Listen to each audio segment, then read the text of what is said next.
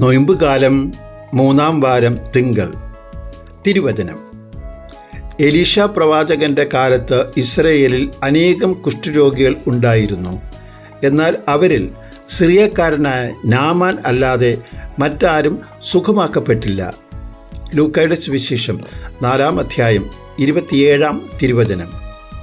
ഇന്നത്തെ സുവിശേഷത്തിൽ ദൈവത്തിൻ്റെ സ്നേഹവും കരുണയും തിരഞ്ഞെടുക്കപ്പെട്ട ഒരു ജനത്തിനു വേണ്ടി മാത്രം ഉള്ളതല്ല, ദൈവം എല്ലാവരെയും സ്നേഹിക്കുന്നുവെന്നും അവിടുത്തെ സ്നേഹവലയത്തിൽ വിജാതീയരും ഉൾപ്പെടുന്നുവെന്നും യേശു വ്യക്തമാക്കുകയാണ്. യേശു വിജാതീയരായ സരപ്തായിലെ വിധവയുടെ കാര്യവും സിറിയക്കാരനായ നാമാൻ്റെ കാര്യവും ഉദാഹരണമായി ജനങ്ങളുടെ മധ്യേ അവതരിപ്പിക്കുന്നു. ഒരു ഇടുങ്ങിയ മനോഭാവം നാം അറിയാതെ ചുറ്റുപാടും വ്യാപിച്ചിരിക്കുകയാണ്. വിജാതീയരുള്ള നന്മ കാണാതെ, അവരെ അംഗീകരിക്കാതെ, അവരെ നരകത്തിലെ വിറവുകളായി കണ്ടിരുന്ന പഴയ മനോഭാവം ഒരു പരിധിവരെ ഇന്നും ജനഹൃദയങ്ങളിൽ നിലനിൽക്കുന്നുണ്ട്.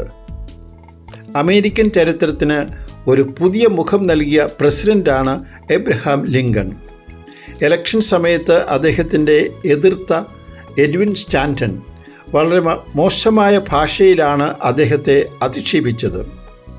എന്നാൽ ലിങ്കൺ പ്രസിഡൻ്റായി മാറിക്കഴിഞ്ഞപ്പോൾ സ്റ്റാൻറ്റനെ അദ്ദേഹത്തിൻ്റെ കഴിവുകൾ പരിഗണിച്ചുകൊണ്ട് വാർ ക്യാബിനറ്റിലെ സെക്രട്ടറിയായിട്ട് നിയമിക്കുകയുണ്ടായി. സ്നേഹം എത്ര വിശാലമായ ഒന്നാണെന്ന് സ്വജീവിതം വഴി, തൻ്റെ ഒരു തീരുമാനം വഴി ലിങ്കൺ വ്യക്തമാക്കുകയാണ് ചെയ്തത്.